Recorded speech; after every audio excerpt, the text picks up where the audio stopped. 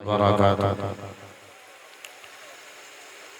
अल्हम्दुलिल्लाहि रब्बिल आलमीन वस्सलातु वस्सलामु अला सय्यिदिल मुरसलीन व अला आलिहि व अस्हाबिहि ताहिरीन अम्मा बाद। क़ाल अल्लाहु तबारक व तआला फ़िल क़ुरानिल मजीद वल फ़ुरक़ानिल हमीद। अऊज़ु बिल्लाहि मिनश शैतानिर रजीम। बिस्मिल्लाहिर रहमानिर रहीम। हुवल्लज़ी ख़लक़कुम मिन नफ़्सिन वाहिदा व ख़लक़ मिन्हा हुवल्लज़ी ख़लक़कुम मिन नफ़्सिन वाहिदतिन व जअल मिन्हा ज़ौजहा। सदक़ल्लाहुल अज़ीम। बुज़ुर्गों, दीनी ईमानी भाइयों, अल्लाह ताला का बहुत बड़ा फ़ज़ल कि अल्लाह ताला ने हम सबको मुसलमान बनाया और बहुत बड़ा एहसान फरमाया कि अल्लाह ताला ने हम सबको अपने महबूब नबी हज़रत मोहम्मद मुस्तफ़ा सल्लल्लाहु अलैहि वसल्लम की उम्मत में पैदा फरमाया। ये मजलिस निकाह की मजलिस है। निकाह मुबारक अमल हो भी चुका और जाहिर है आप सबको इसके बाद एक बड़ा अमल जिसके बगैर आदमी जिंदा नहीं रह सकता, यानी खाने का अमल भी होना है। इसलिए मैं ज़्यादा देर लफ़ाज़ी नहीं करूँगा, बस 5 से 7 मिनट आपके बीच इंशाअल्लाह एक दो बात करके मैं अपनी जगह ले लूँगा। याद रखिए, इमाम साहब ने निकाह में जो हदीस पढ़ी, अन निकाहु मिन सुन्नती व क़ाल तआल फमन रग़िब अन सुन्नती।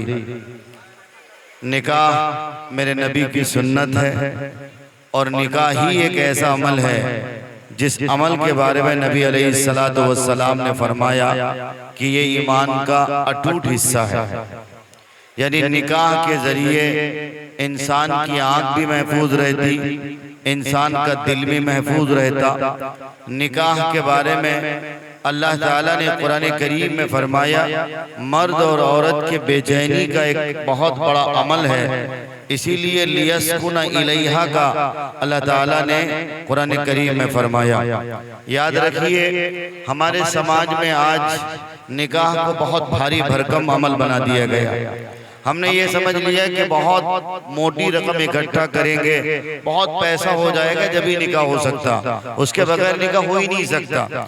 ये पिछली कौमों में चंद लोग ऐसे थे जिन्होंने निकाह को बहुत मुश्किल बनाया था, और जिस दौर में भी निकाह मुश्किल हुआ है उस दौर में ऑटोमेटिकली ज़िना के दरवाजे खुलते चले गए हैं। आज फिर से निकाह को हमने बहुत मुश्किल बना दिया, बहुत कठिन बना दिया, जिसकी वजह से ज़िना के छोटे छोटे दरवाजे खुलते चले जा रहे हैं। अल्लाह ताला ने कुरान करीम में ये नहीं कहा कि तुम ज़िना ना करो, बल्कि अल्लाह ने फरमाया वला तक़रबू ज़िना इन्नहु काना फ़ाहिशा। मुफ़स्सिरीन किराम ने इस आयत के तनाजुर में जो बात कही है, बस मैं इंशाअल्लाह थोड़ी सी झलक वो बात बता दूंगा, उसके बाद फिर आप पेट की खिदमत कर लेंगे। अल्लाह के नबी अलैहिस्सलातु वस्सलाम ने फरमाया कि इंसान को अल्लाह ताला ने ज़िना के करीब मत जाने को कहा कि ज़िना के करीब मत जाओ। इसका मतलब साफ यही है कि आलाए ज़िना यानी वो काम जिन कामों के करने से ज़िना का अमल सदूर हो सकता हो, ज़िना का अमल हो सकता हो, वो काम भी तुम न करो।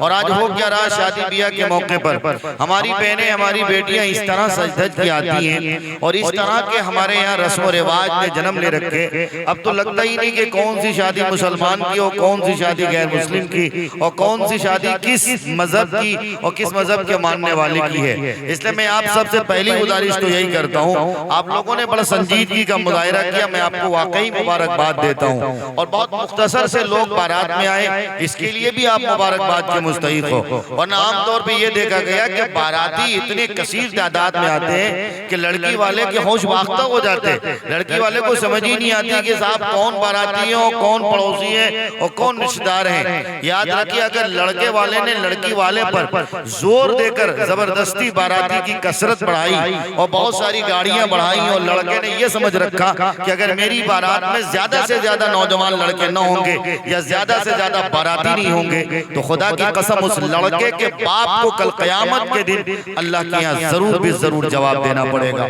अगर हमारे समाज में इस चीज को बढ़ावा दिया जाएगा कि बगैर बारात के शादी नहीं हो सकती, तो फिर इस समाज पर अल्लाह की लानत बरसेगी। पहुंचेगी। इसलिए मैं आप सबसे जिम्मेदारी के साथ कहना चाहता, यहाँ उलमाए किराम और उफ़ाज़े किराम की कसीर तादाद है, इनकी मौजूदगी में आपसे कहना चाहता हूँ निकाह को जितना हो सके आसान करिए। हमारी नौजवान नस्लें अगर ये समझ रखी है कि हमारे पास 2 लाख होंगे 4 लाख होंगे जब मेरा निकाह होगा, याद रखें ये आपकी हिमाकत है, ये आपकी भूल है। निकाह उस बंदे पर वाजिब है जिसके इरादे महफूज नहीं, जिसकी आंखें महफूज नहीं, जिसके दिल महफूज नहीं, जिसके कान महफूज नहीं, जिसकी ख्वाहिश महफूज नहीं। अगर उनकी ख्वाहिश डगमगाती है, अगर उनकी आंखें गलत देख रही हैं और देखने बाद गलत ख्वाहिशात अंगड़ाइयां ले रही, मतलब साफ है कि निकाह आप पर वाजिब है। लेकिन आज एक लॉजिक चला हुआ हमारे समाज में कि साहब जब तक पैर पे खड़े नहीं होंगे तब तक शादी नहीं करेंगे, निकाह नहीं करेंगे। ये बहुत गलत है। इसी गलत अमल की वजह से आज हमारी बहनें, हमारी बेटियां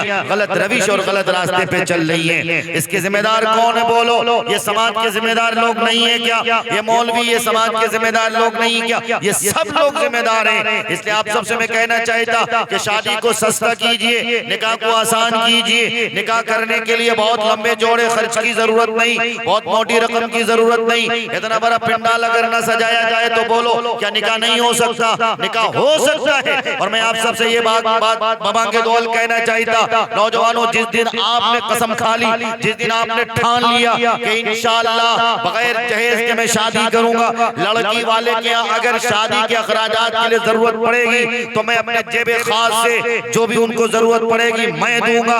लड़की वाले लड़की दे रहे हैं, मुझ पे एहसान कर रहे हैं, ये समझते हुए अगर तुमने शादी करी तो इंशाअल्लाह तेरे घर में अनवार और बरकत का नज़ूल होगा, तेरे घर में बरकत का नज़ूल होगा। लेकिन जिस दिन हमारे समाज के नौजवान लड़कों ने ये समझ रखा, उन्होंने अगर ये बाबर कर लिया, उन्होंने अगर ये ठान लिया कि नहीं साहब बगैर जहेज के शादी नहीं हो सकती, बगैर रस्म और रिवाज के शादी नहीं हो सकती, तो फिर याद रखो उस शादी में खैर और बरकत का नज़ूल हो नहीं सकता।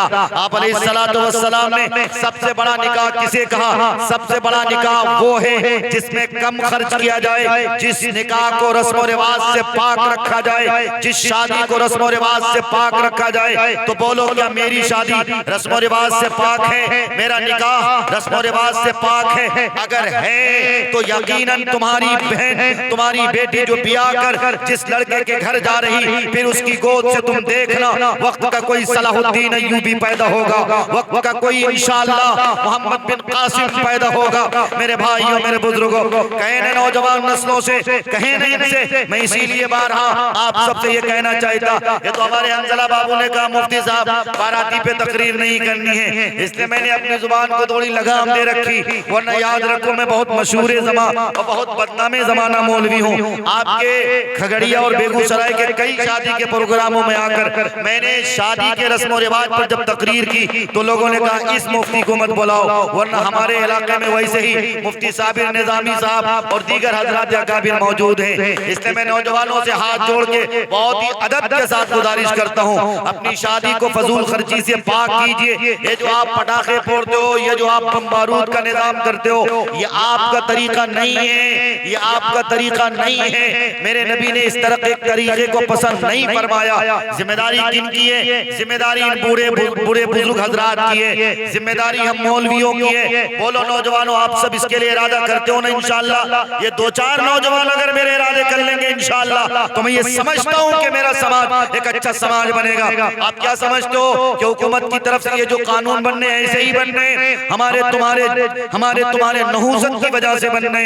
हमने निकाह को बहुत मुश्किल किया, इसलिए 3 तलाक पर पाबंदी लगा दी गई, इसलिए यकसा सिविल कोड जैसा मनहूस और काला कानून लग चुका। क्या समझते हो कि आपके बिहार में अगर वो कानून नाफिज नहीं हुआ तो बहुत बड़े तुर्रम खां बन गए, हो गया उत्तराखंड में लागू। अगर तुम अब भी निकाह को आसान नहीं करोगे, अगर अब भी अपनी शादी को रस्म रिवाज से पाक नहीं करोगे तो खुदा की कसम तुम्हारे सूबे बिहार में भी यकसा सिविल कोड को नाफिज कर दिया जाएगा। फिर तुम देखते रहना, चाहते रहना कि हमारी शादी बेहतर हो जाए, हमारा निकाह इस्लाम के मुताबिक हो जाए, कुछ नहीं कर पाओगे। तुम्हारे इमाम साहब ने अल्हम्दुलिल्लाह कितना अच्छा निकाह पढ़ाया, किसी तरह का शोर शराबा हुआ बोलो, किसी तरह का नहीं हुआ ना, लेकिन याद रखो अगर यकसा सिविल कोड नाफिज कर दिया गया, इमाम साहब निकाह पढ़ा देंगे। जब भी हुकूमत इस कानून के जरिए तुमको क्या कहना चाहती कि नहीं, अगर यकसा सिविल कोड बिहार में नाफिज हो गया तो इमाम साहब के निकाह पढ़ा लेने से भी निकाह नहीं हो जाएगा। जब तक तुम लोग ओवरकोट जाकर वहाँ मैरिज एक्ट के तहत मैरिज नहीं करा लोगे तब तक तुम्हारी बेटी की शादी मुकम्मल नहीं होगी। तो बोलो निकाह को आसान करोगे ना इंशाअल्लाह,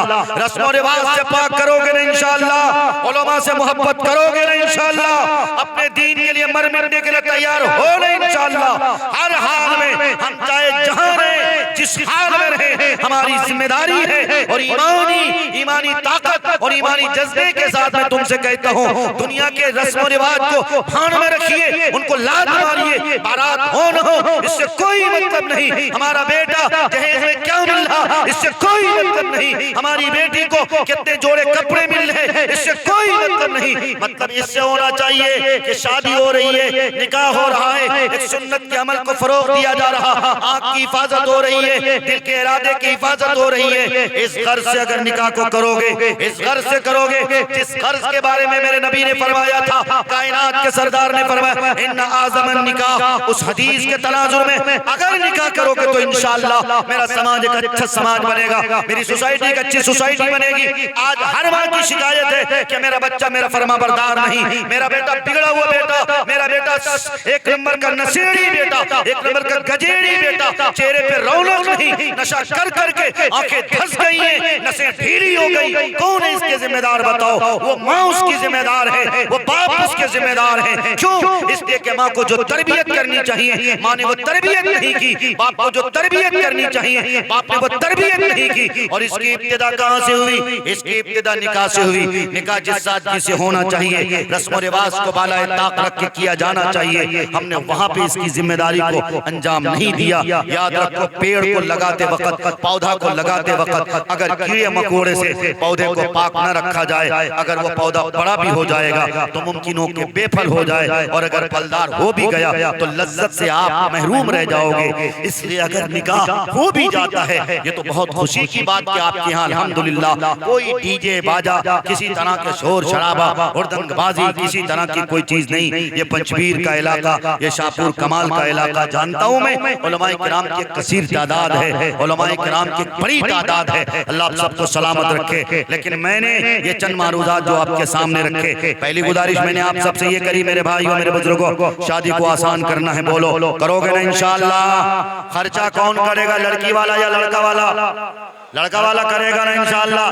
किसी को ज्यादा पैसे हो, एक नहीं दो नहीं, अरे करो ना तुम 50-50 जानवर जब मुर्ग मुसल्लिम बनाओ, अफगानी चिकन भी बनाओ, चिकन तंदूरी भी बनाओ, चिकन रोस्टेड भी बनाओ, जो चाहे वो बनाओ, तुमको अपनी हैसियत के मुताबिक वलीमा करना है। लेकिन लड़की वाले के पास भिख मंगे होके मत खड़े हो जाओ, लड़की वालों से फरमाइश मत करो। लड़की वालों से अगर फरमाइश करोगे तो खुदा की कसम तेरे के लुक़्मा हराम का लुक़्मा होगा, और उस लड़की वाले के बाप से अगर आंसू निकला होगा तो उस आंसू की कीमत और उसका जवाब तुम्हें अल्लाह के यहाँ देना पड़ेगा। तो इंशाअल्लाह अपने समाज को इससे पाक करेंगे इंशाअल्लाह। अल्लाह तबारक व तआला से दुआ करता हूँ अल्लाह हम सबको कहने से ज्यादा और हम सबको सुनने से ज्यादा अमल की तौफीक अता फरमावे। इन्हीं चंद बातों के साथ अपनी बात को खत्म करता, किसी मौके पर इंशाअल्लाह अगर मुलाकात हुई तो खुल के बातचीत होगी। एक तरफ खाने के लिए लोग बैठ भी चुके और आपकी तबीयत भी चाहती है कि साहब जितना जल्द हो सके गोश्त पुलाव से मुलाकात करा दिया जाए। इसलिए मैं आपकी आंख और आपके दिल और आपके कान और आपकी ख्वाहिश का ज्यादा इम्तिहान न लेकर अपनी बात खत्म करता हूँ। अल्लाह हम सबको कबूल फरमाए। निकाह की इस मजलिस के सदके सारे नौजवानों को आसान निकाह करने की तौफीक अता फरमावे। जहेज के लानत से हमारे समाज को पाक और साफ फरमाए, नशे से हमारे समाज को पाक और साफ फरमाए। वाखिरु दावाना अनिल हम्दुलिल्लाहि रब्बिल आलमीन। मुख्तसर से दरूद शरीफ पढ़ लीजिए, 2-3 लफ्ज में दुआ कर लीजिए। अल्लाहुम्मा सल्ली अला मुहम्मदिन नबिय्यिल उम्मी व अला आलिहि वसल्लम सल्लल्लाहु तआला अलैहि वसल्लम। रब्बना ज़लमना अनफुसना व लम तग़फिर लना व तरहमना लनकूनन्ना मिनल खासिरीन। ला इलाहा इल्ला अंता सुब्हानका इन्नी कुन्तु मिनज़ ज़ालिमीन। या अल्लाह हम सब के हाल पर रहम फरमा, हम सब के हाल पर करम फरमा, हम सबको अपनी मर्जियात पर चलना आसान फरमा। या अल्लाह कलमे का जो तकाजा है, कलमे के तकाजे वाली जिंदगी नसीब फरमा। या अल्लाह आमिना के दुर्रे यतीम अब्दुल्ला के नूरे नजर के फरमान और इरशादात के मुताबिक जिंदगी गुजारना नसीब फरमा।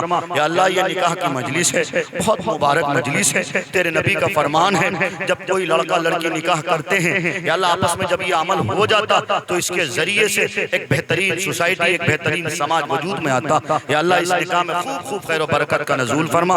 या अल्लाह इस लड़के भाई नसीम और हमारी बहन के जरिए से या अल्लाह जो औलाद वजूद में आए, या अल्लाह वो बच्चे वक्त के सलाहुद्दीन बने, वक्त के अब्दाल, वक्त के कुतुब बने। या अल्लाह नेक साले औलाद इनकी ज़ुर्रियत से अता फरमा। या अल्लाह हमारे समाज, हमारी बस्ती, हमारी सोसाइटी, हमारे इलाके को नशे से पाक फरमा। या अल्लाह निकाह को आसान करने की तौफीक अता फरमा। या अल्लाह बारात के रस्म से हम सब की हिफाजत फरमा। या अल्लाह जहेज के लानत से हमारे समाज को पाक फरमा। या अल्लाह आज हम तो अपनी शादियों में खूब गुलछड़े उड़ाते हैं, लेकिन या अल्लाह इस जमीन पर एक वो भी मेरे भाई हैं जो मस्जिद अक्सा के लिए अपने बच्चों को शहीद करवा रहे हैं, अपनी औरतों को शहीद करवा रहे हैं, जिनके पास पीने के लिए पानी का एक घोंट तक नसीब नहीं होता। या अल्लाह उन मासूम बच्चे बच्चियों की शहादत को कबूल फरमा।